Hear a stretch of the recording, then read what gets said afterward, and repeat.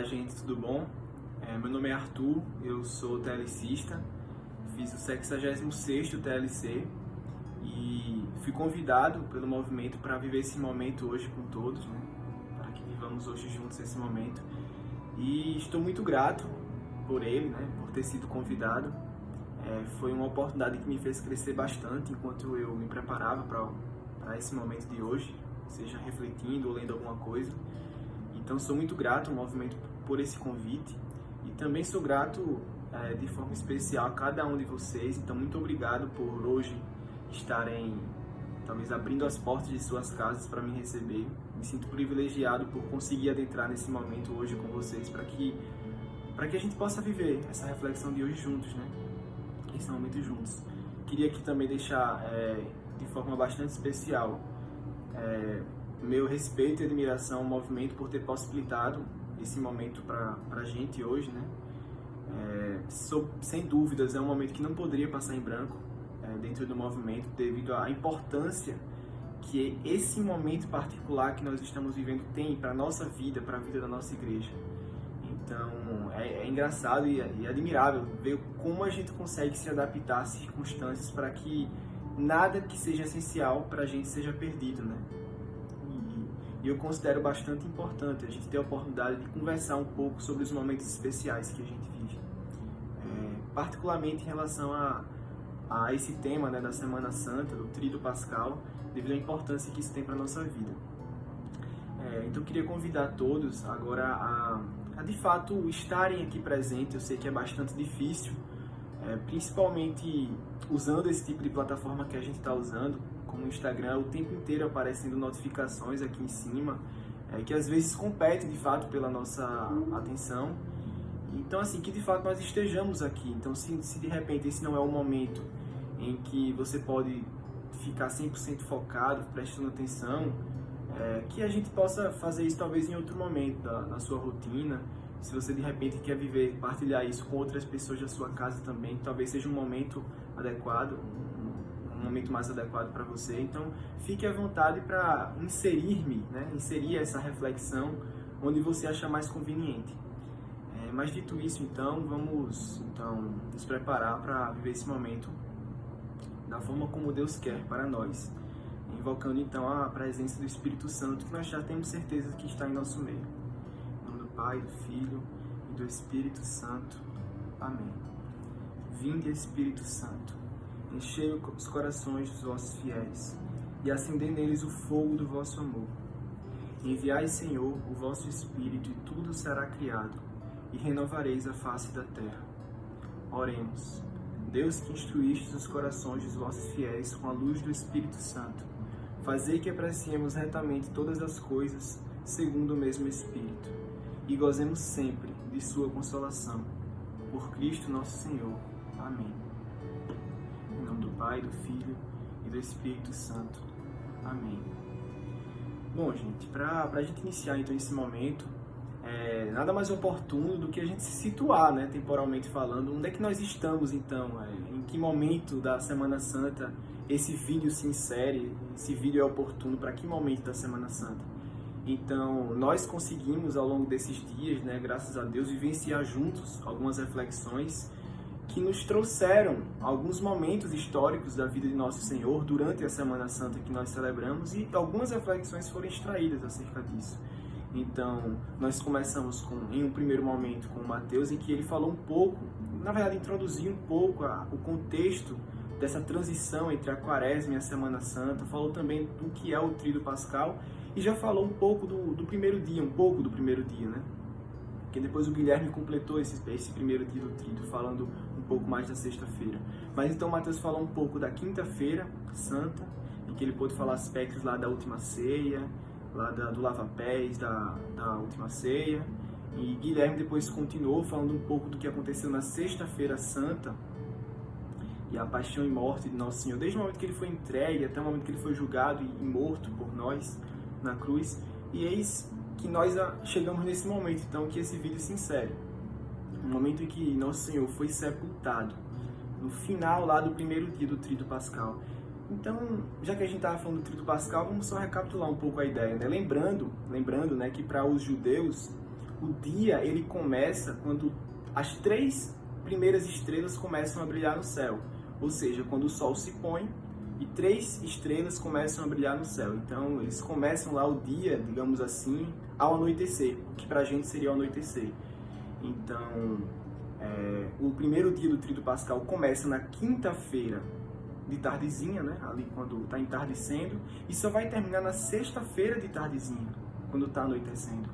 Então é o momento, então cada dia do Tríduo é marcado por uma frase, por uma ideia, por uma reflexão. E a reflexão que fica então desse primeiro dia do Tríduo é que Nosso Senhor se entrega por nós. E ele fez isso na quinta-feira ritualmente, através da última ceia, e ele fez isso na sexta-feira historicamente mesmo, se entregando por nós lá na cruz. Então, o que ele fez na cruz, ele já tinha anunciado na Eucaristia, ritualmente falando. Então, o primeiro dia do Tríduo, que começa lá no finalzinho da quinta-feira, no entardecer da quinta-feira, e termina no entardecer da sexta, é marcado por essa ideia. Cristo se entrega por nós. E nós, então, começamos esse segundo dia do Tríduo lá, com Jesus entrando na morte. E lá ele vai ficar até o final do segundo dia, lá no sábado, ao anoitecer, entardecendo, né? E o terceiro dia do Tríduo, então, começa ao anoitecer do sábado e termina no domingo, ao anoitecer do domingo. E é marcado pelo Cristo que já não está mais na morte, ele vence a morte. Então, quinta-feira e sexta, primeiro dia do Tríduo, Jesus se entrega por nós. Segundo dia do Tríduo, Jesus está na morte, ali entre o entardecer da sexta e o entardecer do sábado. E terceiro dia do Tríduo, Jesus vence a morte. Então, é basicamente nesse contexto, então, recapitulando que o nosso vídeo se insere, Jesus está na morte, de fato, e esse momento aqui em que nós vamos presenciar, né, juntos, esse momento desse vídeo, pelo menos, é basicamente para nós conversarmos sobre esse segundo dia do Tríduo. Jesus está na morte entre o entardecer do sábado e entre o entardecer da sexta, e o entardecer do sábado, e para conversarmos também aspectos da vigília pascal, que começa lá no que na verdade é o início do terceiro dia do Tríduo. É o início do terceiro dia do Tríduo, é a vigília pascal, é o que a gente celebra à noite, no sábado. Então, basicamente, a gente vai falar um pouco, a gente vai conversar, a gente vai refletir juntos sobre essas duas frentes aí, o segundo dia do Tríduo e o começo do terceiro dia do Tríduo, caracterizado pela vigília pascal. Então, falando um pouco do sábado, né, que representa em sua grande parte, quase o sábado inteiro lá, o segundo dia do Tríduo, Jesus está na morte, então, né? Jesus entrou na morte e lá ficou. Então, de uma forma bastante objetiva, a nossa igreja não celebra nada nesse dia. Não celebra nada. Claro, volto a dizer, a gente tem lá a vigília, que vai ser no sábado à noite, mas lembrando, isso é o terceiro dia do Tríduo. Isso já é o terceiro dia do Tríduo. Estou falando agora do segundo dia do Tríduo. Nós não celebramos nada específico do segundo dia do Tríduo. É só parar para lembrar, entre sexta de tardezinha e sábado de tardezinha, a gente não celebra nada. E justamente por isso, porque é um momento de silêncio. Nós estamos silenciosos porque Jesus está na morte. É um momento de luto, um momento de silêncio mesmo. É esse sentimento que resume o que a gente vive nesse segundo dia de Tríduo. Jesus está na morte. Não se celebra nada. Até os doentes não recebem a Eucaristia. Para a gente perceber que até do sacrifício de Cristo, do grande sacrifício que é a Eucaristia, a gente se abstém disso, porque Jesus está na morte. Nós estamos vivenciando esse sentimento, né? essa ideia de Jesus na morte. E acho que vale a pena aqui a gente aprofundar um pouco na ideia, na época, de como os judeus encaravam a morte, né? Porque hoje nós temos uma ideia de morte. A gente morre, aí tem o inferno, tem o purgatório, tem o céu, mas nem sempre foi assim. Então, lá nos judeus antigos, se a gente parar para ver antes de Cristo, lá no século II, no século III antes de Cristo, de fato, os judeus acreditavam que quem morria estava assim, totalmente afastado de Deus. Eles iam praticamente para um submundo que estava completamente separado de Deus. Era uma subvida praticamente, era um sofrimento eterno. Essa era a ideia que eles encaravam. E eles tinham até um nome para isso, um nome para esse lugar, onde ficavam as pessoas que viviam essa subvida, desse submundo. E o nome desse local era Sheol. Aí mais na frente a gente vai poder também chamar isso de Mansão dos Mortos. Era o local, resumidamente, para onde iam os mortos, digamos assim, Sheol. E quando a gente vai no Antigo Testamento, é interessante a gente ver que a percepção desse Sheol foi evoluindo, como eu falei anteriormente. No início, eles achavam que o Sheol era um local completamente separado de Deus, completamente a par da presença de Deus. Só que é admirável ver como essa ideia foi sendo evoluída. E aos poucos eles foram percebendo, não, calma, Deus nos ama. Deus não iria nos abandonar. E no Antigo Testamento a gente consegue perceber essa evolução. Eu vou abrir aqui na minha Bíblia, e aí convido vocês, caso vocês queiram acompanhar, vou abrir minha Bíblia no Salmo 88, 87, né? 87, 88. Aqui na minha Bíblia está assim, vou até mostrar aqui para facilitar. Salmo 88, aí tem entre parênteses 87. Enfim, para ver se ajuda, né? E aí, caso vocês queiram, vocês podem dar um pause aí para se situar, achar, eu já vou começar a ler agora, tá? É um momento em que eles falam desse Sheol, né? Que o salmista fala do Sheol. E começa assim, no versículo 2. Yahvé, meu Deus Salvador, de noite eu grito a ti. De noite eu grito a ti. Que minha prece chegue a ti. Inclina teu ouvido ao meu grito. Aí ele fala assim, pois minha alma está cheia de males, e minha vida está à beira do Sheol. Sou visto como os que baixam a cova, tornei-me homem sem forças. E lá na frente, ele fala assim, lá no versículo 9, afastaste de mim meus conhecidos, tornaste-me repugnante a eles. Estou fechado e não posso sair. Com a miséria, meu olho desgastou-se. Yahvé, eu te invoco todo dia, estendendo as mãos para ti. E aí é que vem essa ideia, dessa separação de Deus lá no âmbito do Sheol, né? Ele fala assim, realiza as maravilhas pelos mortos, as sombras se levantam para te louvar, falam do teu amor nas sepulturas, da tua fidelidade no lugar da perdição, conhecem tuas maravilhas na treva e tua justiça na terra do esquecimento. Então o salmista está indagando lá na terra do esquecimento, lá onde há tristeza, na morte, no caso, no Sheol. O povo te conhece, Yahvé? É isso que o salmista está indagando. E se a gente mudar um pouco a perspectiva e for lá para uma leitura situada no livro de Isaías, lá no capítulo 38, é um momento em que o profeta Isaías chega para Ezequias e basicamente, de forma resumida, fala, Ezequias, você está morrendo, se prepara para morrer. Basicamente é isso. E aí Ezequias começa a entoar um canto que ficou muito conhecido, e esse canto também fala sobre o Sheol. É lá no capítulo 38 de Isaías, e no versículo 10 ele fala assim, disse eu, no meio dos meus dias me vou. Então eu estou indo embora no meio dos meus dias, estou morrendo, né? Para o resto dos meus anos, ficarei postado às portas do Sheol. Então, mais uma vez, o Sheol aparece. Então, vou ficar lá no Sheol pelo resto dos meus anos. Lá na morte, na subvida, né?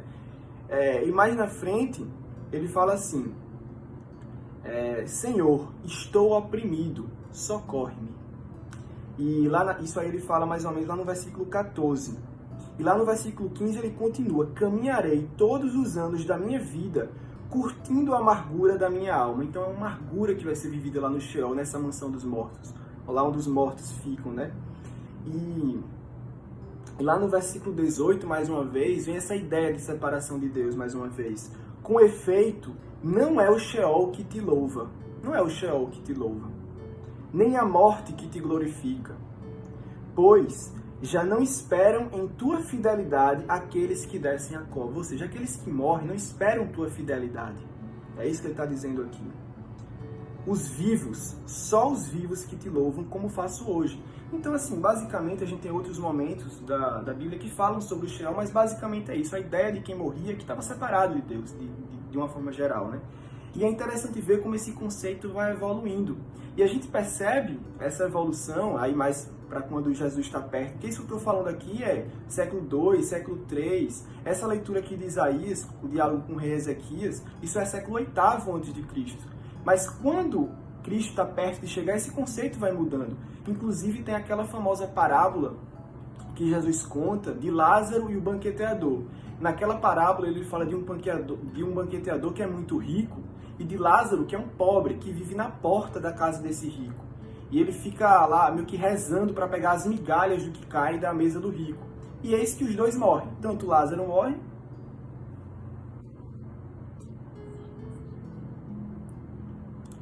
separar aqui, porque, enfim, problemas técnicos. Mas, enfim. E eis que os dois morrem, tanto lá... Os dois morreram, Lázaro e o rico, né? Os dois foram lá para o Sheol, para a mansão dos mortos. Só que nesse momento já começava a haver uma separação dentro do Sheol. Eles pensavam, de fato, todo mundo morre e vai lá para esse lugar. Mas quem amou a Deus durante a vida tem um lugar diferente daqueles que recusaram a Deus durante a vida. Então eles começavam a ter uma ideia do Sheol, que estava mais perto de Abraão, como eles falaram, que era quem estava no seio de Abraão, e o Sheol mais distante de Abraão. Já dentro do âmbito do Sheol, eles começavam a ter essa ideia separatista, daqueles que amam a Deus e daqueles que não amam a Deus. E é nesse momento em que essa parábola se insere. Ele fala que Lázaro começa a caminhar perto de Abraão, ele fala, na verdade, de forma bem precisa, que lá na mansão dos mortos, é como diz a leitura lá de Lucas, capítulo 16, lá no versículo 19, na mansão dos mortos, lá no versículo 23 já. Em meio a tormentos, levantou os olhos, o rico, na verdade, levantou os olhos e viu de longe Abraão e Lázaro em seu seio. Então, Lázaro estava no seio de Abraão, lá no Sheol, na mansão dos mortos. Já esse rico não estava do outro lado, daqueles que estavam, digamos assim, daqueles que tinham recusado Deus em vida. Então ele exclamou, pai Abraão, começou a gritar por Abraão, tem piedade de mim, pede que Lázaro vai e molhe a ponta do dedo para me refrescar a língua, porque estou atormentado nesta chama. E Abraão fala, olha, cara, você teve a vida toda para poder mudar de vida, enfim, e aí ele completa, e ainda que Lázaro quisesse, existe um abismo entre vocês dois, existe um abismo entre nós, ou seja, essa ideia de que lá no Sheol já existia essa separação daqueles que estavam mais próximos de Abraão e daqueles que estavam mais longe de Abraão, daqueles que amaram a Deus em vida e daqueles que não o fizeram. Enfim, falando tudo isso para contextualizar aquilo que os judeus entendiam como vida após a morte. Era um local para onde todos os mortos iam, mas para aqueles que tinham tido uma certa intimidade com Deus, tinham um lugar privilegiado. Mas, enfim, o que é que nós estamos falando aqui? Que Jesus, então, morreu. E como todo homem, como qualquer ser humano, ele foi também para a mansão dos mortos. E Deus, Jesus, na verdade, ele era Deus e era homem. A gente sabe muito bem disso. E como homem, ele tinha uma alma e tinha um corpo. E aqui é muito importante que a gente pare para entender o que está acontecendo, se situar mesmo espacialmente, porque isso ajuda a gente a entender o que a gente celebra no sábado. Porque, como todos os homens, a alma foi para a mansão dos mortos e o corpo ficou sepultado lá no sepulcro. Se a gente parar para entender, onde é que está Jesus no sábado? No sábado santo, onde está Jesus? O corpo de Jesus está no sepulcro. A alma de Jesus está na mansão dos mortos. Ele foi para lá como qualquer homem, como qualquer ser humano. Ele, até nisso, foi igual ao ser humano. Ele se sujeitou a ir para a mansão dos mortos, para o mesmo lugar em que todo o povo judaico ao longo da história condenava, dizia que era um lugar, um submundo, uma subvida. O pessoal lamentava por ter que ir para lá. Mas Jesus foi para lá e ficou lá durante o sábado. É isso que nós celebramos lá, então, no segundo dia do Tríduo. Jesus está na morte. Jesus entrou na morte e se situa lá na mansão dos mortos. E é basicamente isso que a gente reflete, que a gente é convidado a viver durante o sábado. Jesus está na morte. Seu corpo está no sepulcro e sua alma está na mansão dos mortos. E o que a gente vai presenciar então no domingo? É durante o terceiro dia do nosso tríduo, ou seja, a partir do anoitecer do sábado, e aqui nós já estamos entrando no terceiro dia do tríduo pascal, a partir da noite do sábado em que nós vemos o milagre acontecer. É durante a noite, é durante a madrugada em que a alma de Cristo, que estava lá na mansão dos mortos, vai com tudo até o Pai. O Pai puxa o Filho, ressuscita o Filho, traz o Filho até si, lá no céu. Então ele traz tanto o corpo que estava no sepulcro, quanto a alma que estava na mansão dos mortos. E Jesus novamente está presente de corpo e alma, só que agora no céu. Cristo ressuscitou. Ao contrário do que a gente pensa muitas vezes, a ressurreição de Cristo não foi simplesmente ele se levantar do sepulcro, abrir a pedra e sair caminhando. Não. A pedra ficou aberta lá, exposta, por outro milagre de Deus também, mas como um anúncio de que Jesus tinha ressuscitado. Mas ele não se levantou, abriu a pedra e saiu andando. Não, o corpo dele estava lá e no momento seguinte não estava mais. O pano que o cobria de repente caiu, não existia mais corpo ali. O corpo foi arrebatado para o céu e encontrou com a alma, que também foi arrebatada para o céu da mansão dos mortos. E é nesse momento que nós começamos a vivenciar o contexto então do terceiro dia do tríduo. Jesus vence a morte. A Páscoa, de fato, acontece. Ora, o que é Páscoa? A passagem. Páscoa é a passagem. É a passagem de Deus, de Jesus, através da morte. O seu corpo atravessa e a sua alma também atravessa. E é interessante aqui a gente lembrar um pouco daquele paralelo com a Páscoa judaica. Porque o que é a Páscoa judaica? O que é a Páscoa que os judeus celebravam? Ora, era a passagem também, através do Mar Vermelho. Eles estavam no Egito, escravizados, e foram até a Terra Prometida. Então foi uma passagem em um contexto de escravidão para um contexto de liberdade, através do mar, que simboliza no Antigo Testamento, lá na Antiguidade, simboliza a morte, aquele mar, né? Então foi uma passagem da escravidão para a liberdade através da morte. E assim também nós, de forma paralela, somos convidados a vivenciar essa Páscoa também, a realizar essa passagem do estado de escravidão que o pecado deixa em nossa vida para o estado de liberdade que nós só encontramos em Deus, em Cristo Jesus, através da morte. Da mortificação dos nossos pecados, da mortificação de nós próprios, da nossa própria vontade. E é interessante que tudo isso, na verdade, é vivenciado de uma forma bastante prática e muito bonita na Vigília Pascal. E falando um pouco da Vigília, então, é o momento em que a gente celebra de forma plena essa noite, né? Essa noite que representa esse momento em que aconteceu essa passagem. E aí lá durante o próprio domingo a gente vai continuar vivenciando essa realidade da ressurreição de Jesus, né? Então, basicamente, essa celebração da vigília, ela tradicionalmente ela é celebrada quando o sol se põe, justamente para simbolizar que é outro dia acontecendo e também para simbolizar que está de noite. A gente só celebra que Jesus ressuscitou quando está de noite, porque foi à noite que isso aconteceu. A hora ninguém sabe a hora que aconteceu, só sabe que foi à noite. Então se espera acontecer o pôr do sol e antes do nascer do sol do domingo é que se celebra essa vigília, em qualquer momento entre esses dois períodos, enquanto estiver de noite, basicamente. E a celebração da vigília, então, é muito especial para a gente. Ela é muito bela, muito bonita. Santo Agostinho falava que ela é a vigília das vigílias, é a mãe de todas as vigílias, de toda a importância que ela tem para a gente, né? E ela é dividida basicamente em 4 liturgias diferentes. A gente tem a liturgia do fogo, a gente tem a liturgia da palavra, a gente tem a liturgia batismal e a gente tem a liturgia eucarística. Então essa basicamente é a divisão da vigília pascal que a gente vive, lá na vigília do sábado, né? Então é a missa mais importante do nosso ano, é a missa onde toda a Semana Santa encontra seu ápice, porque uma coisa foi o sacrifício ter acontecido lá na sexta-feira. O sacrifício aconteceu, mas a vigília é a celebração da aceitação pelo Pai desse sacrifício de Jesus Cristo. E o momento em que ele ressuscita. E nós já celebramos isso na própria vigília, essa ressurreição de Cristo. Então, de forma completa, nessas 4 liturgias diferentes. O fogo, a liturgia do fogo, a liturgia da palavra, a liturgia batismal e a liturgia eucarística. E tudo começa no escuro para simbolizar o Sheol, que estava lá tudo escuro, na escuridão, nas trevas, aquela subvida lá, o submundo daqueles mortos. E começa no escuro, então, e a gente tem o fogo, né? Geralmente uma fogueira é acesa em frente à igreja, e esse fogo representa justamente o Espírito Santo, que foi capaz de ressuscitar o Cristo, né? Ressuscitado, Jesus Cristo. Então, a gente acende o círio pascal, e aqui o círio representa o próprio Cristo ressuscitado. É no círio que a gente crava, que o padre, no caso, ou o bispo, dependendo de quem estiver celebrando, ele vai gravar o alfa e o ômega, a primeira e a última letras do alfabeto. Justamente para situar que Jesus é o princípio e fim de todas as coisas.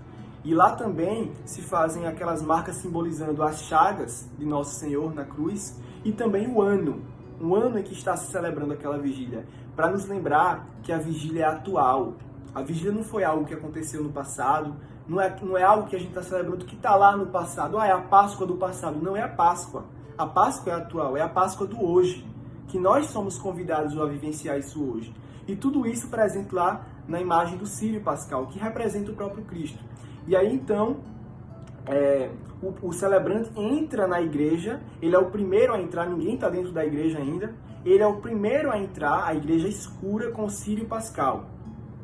E justamente simbolizando Jesus atravessando a morte, e atrás dele, vindo todo o povo que está sendo salvo através dele.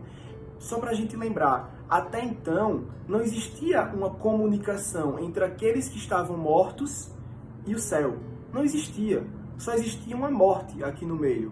O povo que estava morto e o céu. Não existia uma comunicação. Cristo é o primeiro que faz essa comunicação entre a nossa realidade e a realidade do Pai. E é por isso que ele repete várias vezes, que ele diz que ele é o caminho e que ninguém vai ao Pai senão por ele. Óbvio, ele é o único caminho, ele que abriu esse caminho e é capaz de nos trazer com ele. Então isso que nós vivenciamos lá na Vigília Pascal, no começo da Vigília, em que ele está entrando no escuro, representando a morte que está sendo atravessada por Cristo e nós atrás dele, fazendo essa passagem com ele, com o próprio Cristo. E aí ele chega lá na frente, e aí é interessante que ele não entra com a imagem de Jesus, ele não entra com a cruz, ele entra com o círio, porque o Cristo ressuscitado, ele não pode ser descrito, ele não pode ser caracterizado com a imagem, por exemplo, no contexto da celebração da Vigília Pascal. Então, é o círio que é utilizado para fazer tudo isso. É esse círio pascal que representa essa luz de Cristo em nossa vida. E aí, então, lá no mesmo local em que nós vemos, lá na sexta-feira, na celebração da cruz, o padre dizer, eis o lenho da cruz, nesse momento a gente escuta o celebrante falando, eis a luz de Cristo. E nós respondemos, graças a Deus. Então Cristo está ali, ressuscitado. Então a igreja ainda está escura em muitas igrejas, se deixa durante toda a vigília o ambiente escuro para apenas lá no Glória acenderem-se as luzes, mas enfim, acabou então lá o padre acabou de entrar, o celebrante entrou com o círio pascal e então vai se recitar o precônio, que é o canto exultet. Então, para finalizar a liturgia do fogo, para a gente entrar então na liturgia da palavra, o celebrante canta o canto exultet, que é o precônio, em que a gente começa a escutar aquele cântico sendo entoado e é muito bonito, é muito bonito escutá-lo. Depois é interessante a gente dar uma lida para ver o que é cantado nesse momento. Tem uma parte em particular que eu acho que é muito bonita e nos ensina muito sobre esse momento, que fala justamente dessa noite, a noite em que a gente está vivenciando essa vigília, a mesma noite que presenciou Cristo sendo ressuscitado, o corpo de Jesus desaparecendo lá do sepulcro. E nesse canto tem uma parte muito bonita que fala assim, ó noite, só tu soubestes a hora que o Cristo da morte ressurgia. Na verdade, ele fala, ó noite bendita, só tu soubestes a hora em que o Cristo ressurgia. Por isso, de ti está escrito, a noite será luz para os meus dias.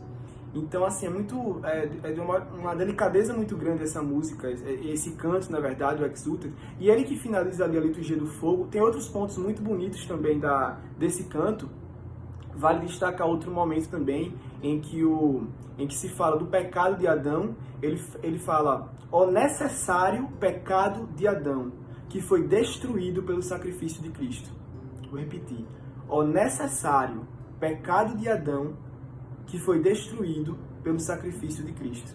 E depois ele fala, ó ditosa culpa, elogiando a culpa que a humanidade carrega. Ó ditosa culpa que mereceu tão grande Redentor. É um momento que a gente está meio que agradecendo praticamente o pecado, a culpa, claro, no contexto de que foi isso que nos rendeu um Salvador muito bom para a nossa vida. Então, assim, é um canto longo, na verdade, que finaliza a liturgia do fogo e dá início, então, à liturgia da palavra. E é nesse momento em que talvez o termo vigília tenha um bom uso, né? Tem um uso mais adequado, porque a gente escuta várias leituras sendo lidas, é a liturgia da palavra, é de fato uma vigília, né? Então, durante 9 leituras, nós somos convidados mesmo a contemplar praticamente toda a história do Antigo Testamento e chegando dentro do Novo Testamento. Então, é simbolizando quase como que uma gestação de 9 meses, através de 9 leituras, em que a igreja vai sendo gerada lá por Deus ao longo da história, ao longo da sua revelação, da sua aliança com o povo. Nós somos convidados a contemplar a ação de Deus no seu povo em todas essas 9 leituras. É uma vigília. Nós ficamos escutando as maravilhas que vão sendo lidas, que foram realizadas por Deus, né? Como exemplo, nós temos a leitura de Abraão indo sacrificar seu filho Isaac e de Deus poupando o filho de Isaac, simbolizando que ele também ressuscitou o seu filho. Tem outra leitura narrando a abertura do Mar Vermelho para que o povo judeu atravessasse, simbolizando a Páscoa, né, que eles realizaram, assim como também houve a Páscoa de Cristo. Então são momentos muito importantes para a nossa fé e da história judaica, né? Mas que ao mesmo tempo tem um paralelo muito grande com o Novo Testamento, com o que nós celebramos com a vinda de Cristo, de uma forma geral. Então, é nessa leitura também, entre a última das epístolas e o evangelho que nós cantamos também, o Glória, é nesse momento, na verdade, antes do evangelho, enfim, que a gente canta o Glória também. Estava um tempão sem cantar o Glória durante a quaresma, né? Então é nesse momento, normalmente, que as luzes se acendem. Então, aquelas imagens que estavam cobertas durante toda a quaresma, a igreja que estava lá no escuro, tudo se enche de alegria, começa a vibrar com essa ideia já do Cristo ressuscitado. Então, nós somos convidados a ouvir então, o Evangelho, nós escutamos, tem-se a homilia também e finaliza-se a liturgia da palavra. E a gente é convidado a viver então a liturgia batismal, em que quando tem alguém para ser batizado, esse alguém é batizado, inclusive uma oportunidade muito oportuna, muito adequada, muito ideal para se batizar quem deseja ser batizado na nossa igreja. E também, se não houver ninguém para ser batizado, as promessas batismais nossas, que já somos batizados, são renovadas. Então, nós renunciamos ao demônio e nós renovamos as nossas promessas batismais, independentemente de ter ou não batismo naquele momento. E aqui só um detalhe que às vezes passa despercebido da gente, parece um detalhe, mas só para que a gente valorize a graça que nós temos, né? Naquele momento que o Círio está entrando, através dele, a vela que cada um carrega, a gente tem uma vela assim no dia da Vigília Pascal, a partir do Círio Pascal, todas essas velas são acesas, menos a de quem não é batizado ainda. Para simbolizar que nós que somos batizados, nós que já estamos vivos, digamos assim, para a igreja, é que recebemos, é que podemos receber esse Cristo ressuscitado, essa luz que vem de Cristo. Para a gente começar a valorizar a graça que é ter essa ligação que nós temos através do batismo. E claro, aqueles que estavam para ser batizados, no momento do batismo, que também é feito na vigília, tem as suas velas acesas também, né? Então tudo tem um sentido nas celebrações que nós realizamos.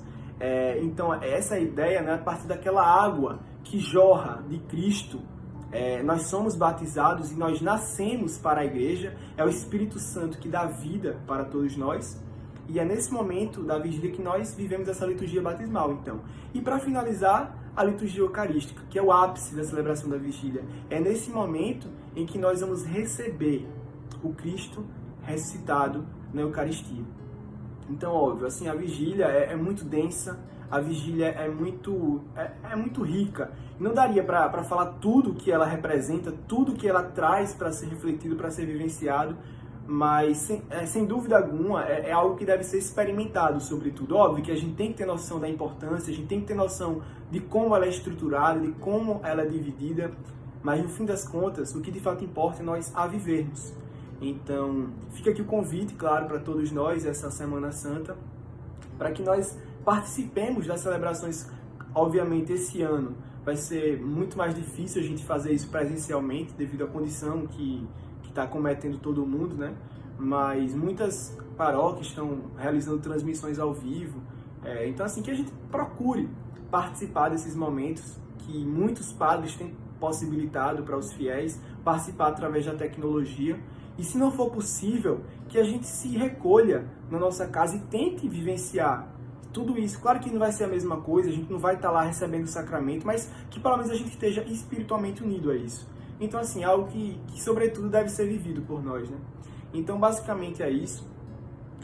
Então, como eu falei anteriormente, essa vigília, então, dá início ao terceiro dia do Tríduo, e ela, na verdade, é por excelência a missa da Páscoa. Então, assim, o próprio preceito da missa do domingo é cumprido na vigília pascal, então é a missa do domingo. Óbvio que no domingo vão ter outras celebrações, inclusive celebrações com outras leituras, né? A liturgia é diferente, mas a missa da Páscoa já é a missa da vigília, né? Já é a vigília pascal.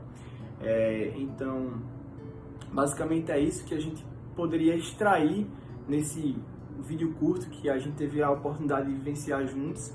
Então, recapitulando, a gente refletiu hoje aqui coisas relacionadas ao segundo dia do Tríduo Pascal, entre o entardecer da sexta-feira e o entardecer do sábado, em que Cristo está na morte, seu corpo está no sepulcro e sua alma está na mansão dos mortos, aguardando ser arrebatada para junto do Pai. Quando o pai aceita o sacrifício do Filho, isso é muito bonito, muito lindo. A gente vê essa unidade da Santíssima Trindade, vê que mesmo sendo três e ao mesmo tempo sendo um, a gente vê que um aceita o sacrifício do outro. É um mistério absoluto. Então é isso que a gente celebra no sábado, é esse silêncio que a gente vive. Não se celebra nada de forma particular para o segundo dia do Tríduo Pascal, e a vigília pascal dá início então ao terceiro dia do Tríduo, que vai ser terminado ao longo de todo o domingo. Então, que a gente possa aprofundar as nossas orações, que já vinham sendo aprofundadas durante toda a quaresma, e que a gente possa vivenciar o que cada dia desse tríduo nos convida a vivenciar, a refletir, a rezar também. Que nós lembremos, sobretudo, que a gente é uma igreja una, que não importa se alguém está no Japão, se alguém está na China, se alguém está nos Estados Unidos, se alguém está no Brasil, nós somos um. Em Cristo, nós somos um.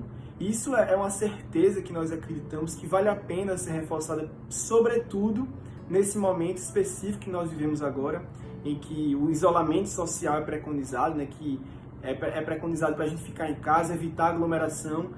Talvez seja nesses momentos em que muitas tentações apareçam, e uma delas, a tentação de que nós estamos sozinhos. Mas não, fecha o olho, tenta imaginar que está com todo mundo, porque de fato nós estamos. Há muito mais do que aquilo que pode ser visto, daquilo que nós enxergamos. Há toda uma corte celeste celebrando esse momento conosco. Os anjos estão conosco, os santos estão conosco, vivenciando cada momento como esse. Eu trago até como partilha um momento, um fato que aconteceu em uma das vigílias que eu estava participando. Por muito tempo eu não participava da vigília pascal, não entendia o seu significado também. E teve um dia que eu estava em uma determinada catedral e que estava se celebrando a vigília pascal, e aconteceu justamente aquele fato que eu mencionei aqui, do glória sendo cantado e das luzes sendo acesas. E aquilo para mim foi algo muito bonito. Eu comecei a enxergar a igreja toda decorada, toda acesa, e eu comecei a imaginar os santos com a gente ali, os anjos com a gente ali, vivenciando todos aqueles momentos, e eu cheguei até a me emocionar, porque de fato é isso que nós acreditamos, que há muito mais daquilo que a gente pode ver. Então, que sobretudo nesse momento a gente esteja unido um ao outro para viver esse momento, né? Então, nós somos convidados a aprofundar as nossas orações para vivenciarmos de forma plena aquilo que a Páscoa representa para a gente. E é uma alegria vivenciá-la. É a alegria de ver que a morte é vencida no final por nosso Salvador e que nós podemos trilhar o mesmo caminho. Então, talvez o que mais resume toda essa nossa caminhada que começou lá na Quaresma e tem se perpetuado durante a Semana Santa, que vai começar agora, se a gente resumisse tudo isso, nada mais é do que uma caminhada em direção à alegria. A alegria de vencer a morte junto ao nosso Deus, ao nosso Salvador, junto a Jesus Cristo de Nazaré. E é uma alegria particular, é engraçado, é tudo muito bem pensado, né? A quaresma, ela começa depois de uma alegria lá do carnaval e ela termina com a alegria da Páscoa, mas é uma alegria totalmente diferente. A alegria do carnaval é aquela alegria carnal, aquela alegria do prazer mundano, que não nos traz a felicidade plena, como a gente sabe. É o oposto do que a gente celebra aqui na Semana Santa. É a busca por uma felicidade plena, a felicidade absoluta, a felicidade que nos preenche e a felicidade que nos faz, de fato, felizes, né? Junto a única felicidade que pode ter, que é nós estarmos juntos a Deus, aquele que nos ama, aquele que nos criou e aquele que espera de nós uma resposta muito franca, muito sincera. Então, que nós tenhamos muita sabedoria, muita humildade para curvarmos-nos diante de Deus e pedir mais fé, pedir mais zelo, pedir mais perseverança. Então, fiquem todos com Deus. Mais uma vez, muito obrigado por me ter recebido hoje na sua casa, no seu trabalho, em meio à sua família, e que Deus possibilite que nós continuemos juntos, né? Rumo a essa estrada que tem como único fim a felicidade. Só para finalizar, então, queria convidar todos vocês para rezar um Santo Anjo comigo. Santo Anjo do Senhor, meu zeloso guardador, se a ti me confiou a piedade divina, sempre me rege, me guarde, me governe, me ilumine. Amém. Em nome do Pai, e do Filho, e do Espírito Santo. Amém.